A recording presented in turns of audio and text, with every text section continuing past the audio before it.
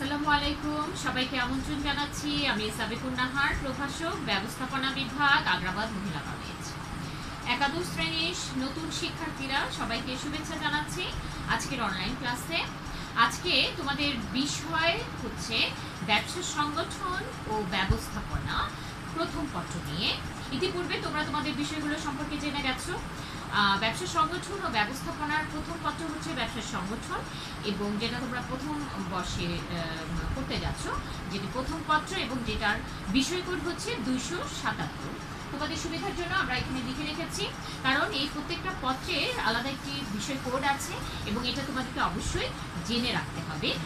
আজকে আমাদের যে বিষয়টা সেটা হচ্ছে ব্যবসা সংগঠন ও ব্যবস্থাপনার প্রথম পত্র 277, সেটা নিয়ে আজকে আমাদের আলোচনা। এবং ইতিপূর্বে আমরা এই পত্রের প্রথম অধ্যায় আলোচনা শুরু করেছিলাম।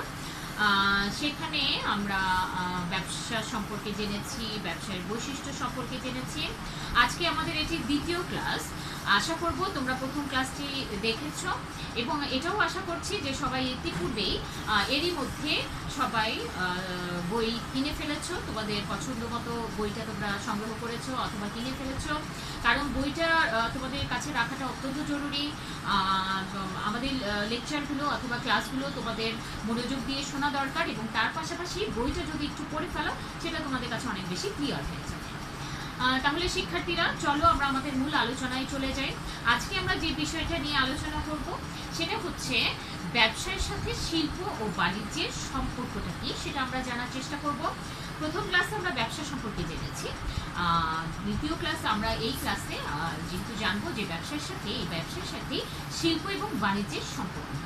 তাহলে শিক্ষার্থীরা, প্রশ্ন দেখে তোমরা বুঝতে পারছো যে এই প্রশ্ন নিয়ে আলোচনা করার ক্ষেত্রে আমাকে অবশ্যই জানতে হবে ব্যবসা কি, যেটা আমরা প্রথম ক্লাসেই জেনেছি। এর পাশাপাশি আমাকে জানতে হবে শিল্প কি এবং বাণিজ্য বলতে কি বোঝায়। চলো আমরা বোর্ডে চলে যাই, বোর্ড থেকে আমরা আলোচনাটা শুরু করি।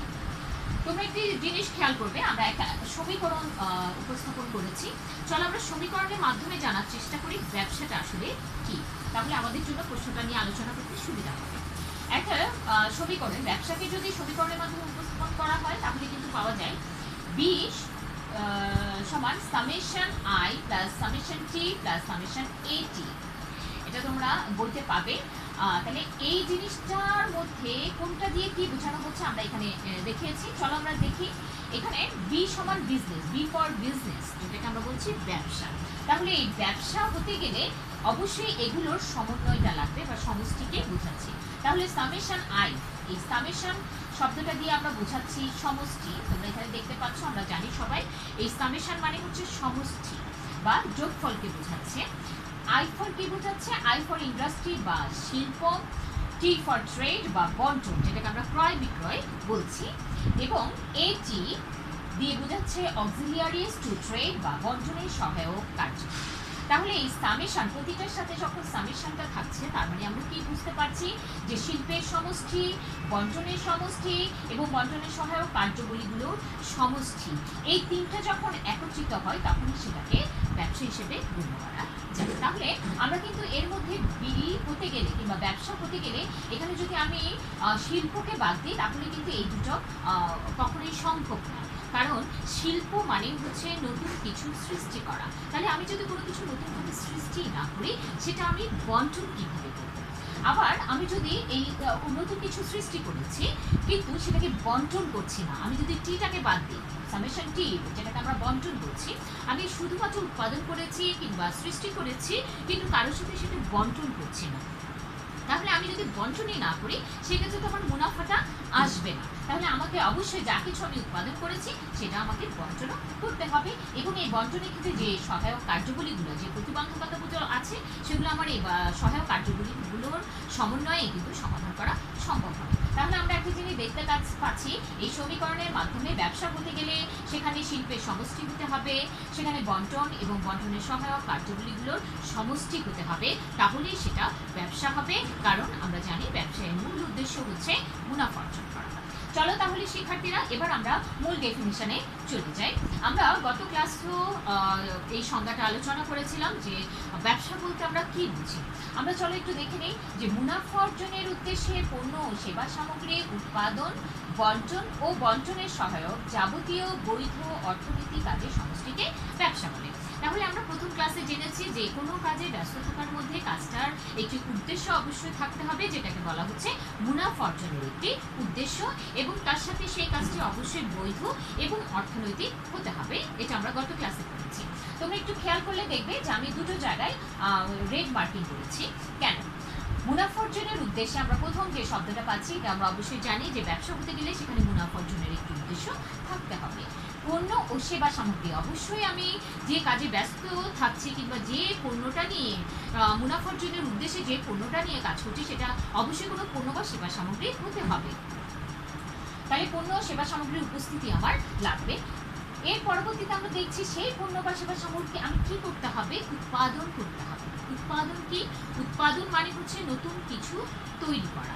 তাহলে আমরা দেখো যে এই উৎপাদনের নিচে কিন্তু আমি শিল্পকে লিখে রেখেছি, কারণ শিল্প মানেও কিন্তু হচ্ছে নতুন কিছু সৃষ্টি করে, যেটার মাধ্যমে আমরা শিল্পকে কিন্তু উৎপাদনের বাহন বলা হয়। কেন? কারণ এই শিল্পীয় প্রক্রিয়ার মাধ্যমেই আমরা নতুন কিছু উৎপাদন করছি। তাহলে আমাকে জানতে হবে শিল্প। চলো আমরা সেটা জানবো। তার আগে আমরা শিল্প কাকে বলে সেটা যদি আমরা একটু জেনে নেই, তাহলে এই ব্যাখ্যাটা আমাদের জন্য সহজ হয়ে যাবে। তাহলে তোমরা একটা জিনিস দেখতে পাচ্ছ যে ব্যবসা হতে গেলে আমাদের পণ্য সেবা সামগ্রী উৎপাদন করতে হবে, সেটা বণ্টন করতে হবে, এবং বণ্টনের ক্ষেত্রে যে প্রতিবন্ধকতাগুলো সেগুলোকেও প্রতিবন্ধকতাগুলো দূরকরণের জন্য যে সহায়ক কার্যগুলিগুলো আছে সেগুলো বৈধ এবং অর্থনৈতিক যদি হয় সেই কাজের সমষ্টিগুলোকে আমরা ব্যবসা করছি। এখন চলো আমরা শিল্প সম্পর্কে জেনে নিই। শিল্প কি?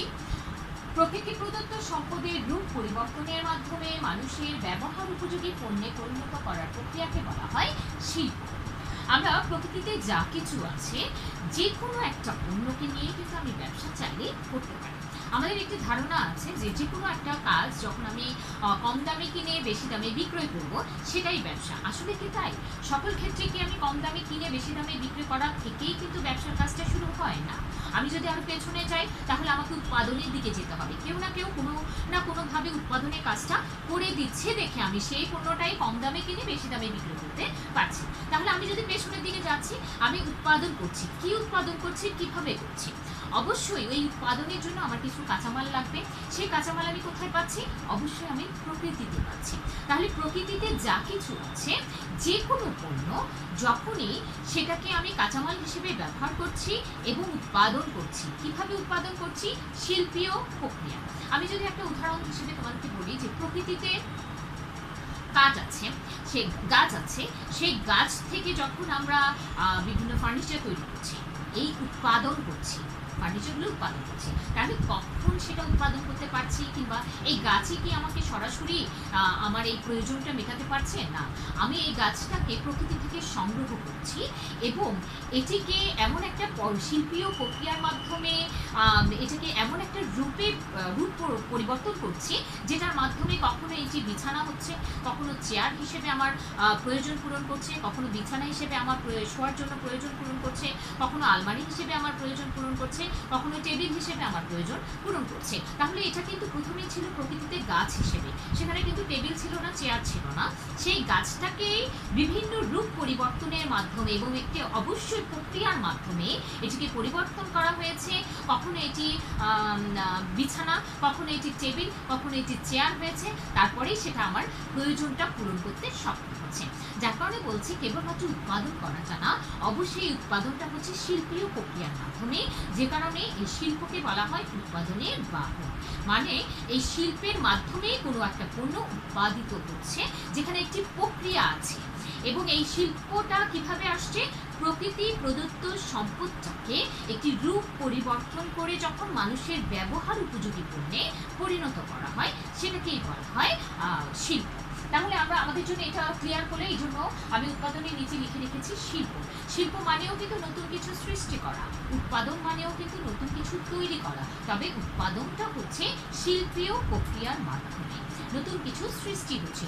নতুন কিছু সৃষ্টি হওয়া মানে হচ্ছে এটা রূপ পরিবর্তিত হয়ে পূর্বে এটা যা ছিল গাছ ছিল, পরবর্তীতে এটি চেয়ার হয়েছে, যেটি আমার বসার কাজে ব্যবহৃত হচ্ছে। তাহলে আমরা এখানে যে ডেফিনেশনটা লিখেছি আমার মতে তোমাদের কাছে ঠিক ক্লিয়ার হয়েছে, কারণ আমরা গাছটাকে প্রকৃতিতে পাচ্ছি, যার কারণে আমরা বলেছি প্রকৃতি প্রদত্ত সম্পদ, যেটাকে রূপ পরিবর্তন করা হচ্ছে। কিভাবে? একটি গাছকে কেটে ছেটে শিল্পীয় প্রক্রিয়ার মাধ্যমে এটিকে চেয়ারের আকৃতি প্রদান করা হচ্ছে। এই চেয়ারের আকৃতি দেখলেই আমরা কিন্তু চেয়ারে শুতে চাই না, চেয়ার হচ্ছে বসার জন্য। তাহলে আমার বসার প্রয়োজন মেটাচ্ছে আমাকে একটি চেয়ার। টেবিলের কাজে ব্যবহৃত হচ্ছে আমাদের টেবিলটা, কারণ প্রকৃতিতে সেটা কিন্তু গাছ হিসেবে ছিল, কিন্তু টেবিলের প্রয়োজনে এটা রূপ পরিবর্তিত হয়ে আমার প্রয়োজনটা পূরণ করছে। যার কারণে বলছে মানুষের ব্যবহার উপযোগী পণ্যে পরিণত করার যে প্রক্রিয়া সেটাকে বলা হয় শিল্প। চলো তাহলে শিক্ষার্থীরা এবার দ্বিতীয় অপশনে যাই। আমরা এর পরবর্তীতে বলেছিলাম বন্টন বা ক্রয় বিক্রয়। একটা জিনিস খেয়াল করবে, বন্টন মানে আমরা বলেছিলাম ক্রয় এবং বিক্রয়। কিভাবে? যা কিছু পণ্য আমার কাছে আছে সেটা যখন অন্যের প্রয়োজনে আমি অন্যের কাছে বিক্রয় করছি, তখন অপরপক্ষ কিন্তু সেটাকে ক্রয় করছে। তাহলে অন্য পক্ষ যদি ক্রয় না করে আমি কিন্তু সেটাকে বিক্রয় করতে পারছি না। তাহলে এই ক্রয় এবং বিক্রয়ের মাধ্যমে যা কিছু আমার কাছে ছিল সেটা অন্যের প্রয়োজনে তার কাছে চলে যাচ্ছে এবং তার বিনিময়ে আমি কি পাচ্ছি? অর্থ পাচ্ছি। তাহলে এই ক্রয় বিক্রয়টা সংগঠিত হচ্ছে কিন্তু অর্থের মাধ্যমে। পূর্বে কিন্তু এই জিনিসটা ছিল পণ্য বিনিময়ের মাধ্যমে, যেটা একটা অসুবিধা ছিল দেখে পণ্যের বিনিময়ে পণ্য বন্টন করা হতো, কিংবা একজন মানুষ তার প্রয়োজনে একটা পণ্যের বিনিময়ে অন্য আরেকটি পণ্য সে সংগ্রহ করতো কিংবা ক্রয় করতো। একটা পর্যায়ে যখন এই পণ্য বিনিময়টা অসুবিধা সৃষ্টি করেছে তখনই কিন্তু অর্থের মাধ্যমে লেনদেনের প্রক্রিয়াটা শুরু হয়েছে। এবং এই ক্রয় এবং বিক্রয়টা কিন্তু প্রতি ক্ষেত্রে কিন্তু অর্থের মাধ্যমে কিন্তু লেনদেন যোগ্য হচ্ছে, যেটা আমরা প্রথমেই ব্যবসা কাকে বলের মধ্যে কোনো কাজে ব্যস্ত থাকার উদ্দেশ্য যেহেতু মুনাফা অর্জন হবে এবং সেটি অর্থনৈতিক হতে হবে, আমরা বলে দিয়েছিলাম যে অর্থের দ্বারা লেনদেনযোগ্য, অর্থের দ্বারা পরিমাপযোগ্য অবশ্যই সেই পণ্য বা সেবা সামগ্রী হতে হবে। তাহলে আমরা যে বন্টন করছি, যা কিছু আমি উৎপাদন করেছি সেটাই আমি কি করছি? বন্টন করছি। আর বন্টন মানে কি? ক্রয় এবং বিক্রয়। যা কিছু আমার কাছে আছে সেটাই যখন আমি অন্যের কাছে বিক্রয় করছি তখনই পণ্যটা বণ্টিত হয়ে যাচ্ছে।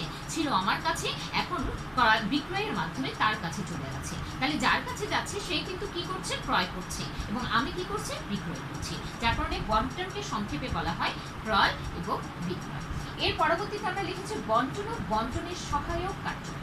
তাহলে আমরা এই বন্টন করার ক্ষেত্রে হাতে হাতে যখন আমরা বন্টন করবো সেখানে কিন্তু কোনো সমস্যা নেই, কিন্তু আমরা যখন দেশের বাইরে এক স্থান থেকে অন্য স্থানে বিভিন্ন ক্ষেত্রে যখন আমরা এই বন্টনের কাজটা সম্পাদন করতে যাই তখন বিভিন্ন প্রতিবন্ধকতাগুলো আমাদের সামনে আসে, যেগুলো নিয়ে আমরা পরে আলোচনা করব।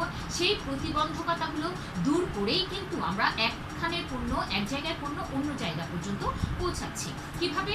আমি যদি বলি রাজশাহীর আম আমরা চট্টগ্রামে বসে কিভাবে খাচ্ছি, অবশ্যই সেটা এই স্থানগত দূরত্বটা কমিয়ে দিচ্ছে। যে বাধাটা ছিল সেই বাধাটা দূর হওয়ার মাধ্যমেই কিন্তু এক জায়গায় পণ্য আরেক জায়গায় পৌঁছতে পারছে এবং সেটা আমরা গ্রহণ করতে পারছি। তাহলে এই জন্যই বলছে যে এমন কিছু প্রতিবন্ধকতা আছে যে স্থানগত এই প্রতিবন্ধকতাটা কিন্তু আমাকে দূর করে দিচ্ছে পরিবহন।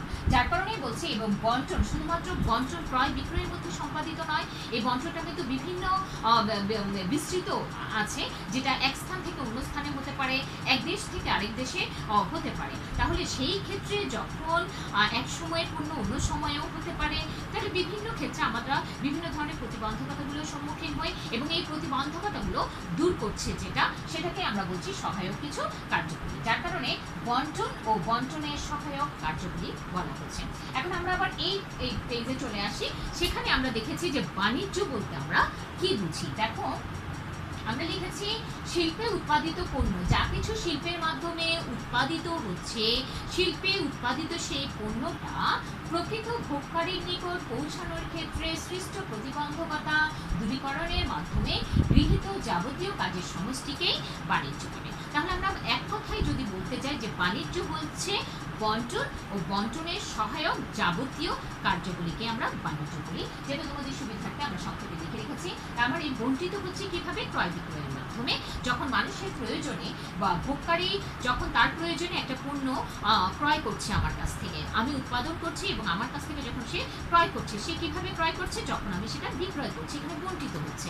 এবং এই বন্টনের ক্ষেত্রে যত ধরনের প্রতিবন্ধকতা আছে সেগুলো দূরীকরণের মাধ্যমে, সৃষ্ট প্রতিবন্ধকতা দূরীকরণের মাধ্যমে গৃহীত যাবতীয় কাজের সমষ্টিকেই আমরা বাণিজ্য বলছি, যার মানে বন্টন ও বন্টনের সহায়ক কার্যকরী। তাহলে আমরা বাণিজ্য বলতে বুঝাচ্ছি বন্টন ও বন্টনের সহায়ক কার্যকরী, এবং শিল্প বলতে আমরা বুঝিয়েছি উৎপাদন করা বা তৈরি করা। তাহলে এই দুটো ডেফিনেশন কিংবা সংখ্যাকে যদি আমরা বিশ্লেষণ করি, তাহলে এখানে কিন্তু আমরা বসাতে পারি উৎপাদনের অংশে শিল্পকে, এবং বন্টন ও বন্টনের সহায়ক যাবতীয় কার্যগুলি কিংবা বন্টন ও বন্টনের সহায়ক কার্যগুলির নিচে আমরা এই জন্যই লিখেছি বাণিজ্য, কারণ এই অংশটুকু দিয়ে আমি বাণিজ্যকে বোঝাচ্ছি এবং উৎপাদনের অংশটাকে দিয়ে আমি শিল্পকে বোঝাচ্ছি। তাহলে একটা জিনিস খেয়াল করো যে মুনাফা অর্জনের উদ্দেশ্যে পণ্য সেবা সামগ্রী শিল্পের মাধ্যমে উৎপাদিত হচ্ছে এবং বাণিজ্যের মাধ্যমে বণ্টিত হচ্ছে, এবং এই পুরো কার্যক্রমটা যখন বৈধ এবং অর্থনৈতিক হচ্ছে তখনই সেটার সমষ্টিকে আমরা ব্যবসা বলছি, যেটা আমার সমীকরণকে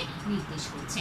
তাহলে আমরা এখানেও কিন্তু দেখছি শিল্পের কাজের সমষ্টি, শিল্পের মাধ্যমে আমরা পণ্য উৎপাদন করছি এবং বন্টন ও বন্টনের সহায়ক কার্যকরী যেটা আমাকে বাণিজ্যের মাধ্যমে সংগঠিত হচ্ছে, সেটার মাধ্যমে কিন্তু আমরা আমাদের বাণিজ্যের মাধ্যমে আমাদের বন্টনের কাজটা সম্পূর্ণ করছি, যেটা আমরা দেখতে পাচ্ছি যে শিল্পের কাজের সমষ্টি বলেছি, বন্টনের সমষ্টি বলেছি এবং বন্টনের সহায়ক কার্যগুলিগুলো সমষ্টি বলেছি। তাহলে এই তিনটা জিনিস একত্রিত হয়ে কিন্তু ব্যবসা হচ্ছে, যেখানে মুনাফা অর্জনটা সম্ভব হচ্ছে।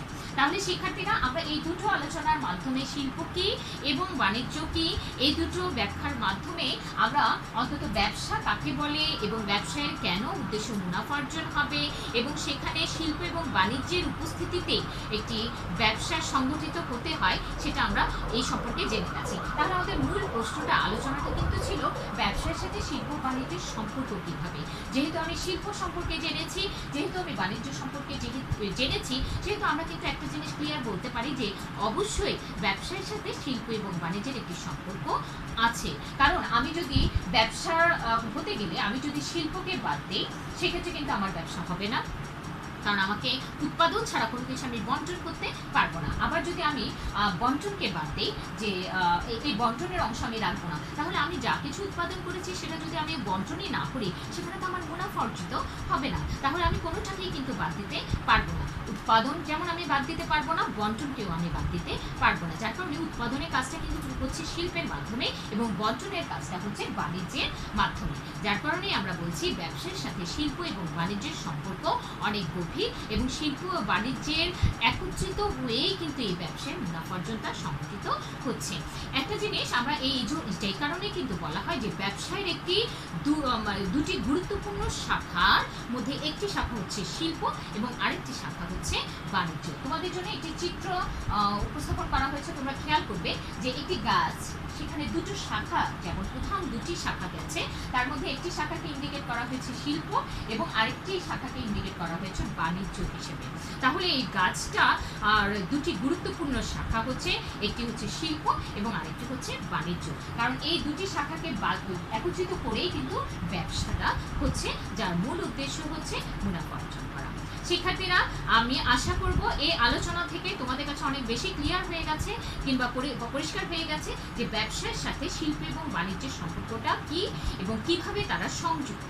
আমরা অবশ্যই খুব সহজভাবে বলতে পারি শিল্প এবং বাণিজ্য একত্রিত হয়ে কিংবা সমষ্টিগতভাবেই ব্যবসাটা হচ্ছে, কারণ এগুলোর মাধ্যমে ব্যবসায়ী মুনাফা অর্জনটা সম্ভব হচ্ছে। তাহলে শিক্ষার্থীরা, এই বিষয়টা আজকের আলোচনা থেকে আমরা জানলাম যে শিল্প কি, বাণিজ্য কি, ব্যবসা কি এবং এরা একে অপরের সাথে কিভাবে সম্পৃক্ত এবং শিল্প এবং বাণিজ্য একত্রিত হয়ে কিভাবে ব্যবসাটা সংগঠিত হচ্ছে। শিক্ষার্থীরা, আজ এ পর্যন্তই। আগামী ক্লাসে আমরা নতুন কিছু নিয়ে আলোচনা করব। আশা করব আজকের যে বিষয়টা নিয়ে আমরা আলোচনা করেছি সেটা তোমরা বই দেখে আরেকটু ক্লিয়ার হওয়ার চেষ্টা করবে। সে পর্যন্ত ভালো থেকো, সুস্থ থেকো। আল্লাহ হাফেজ। ধন্যবাদ সবাইকে।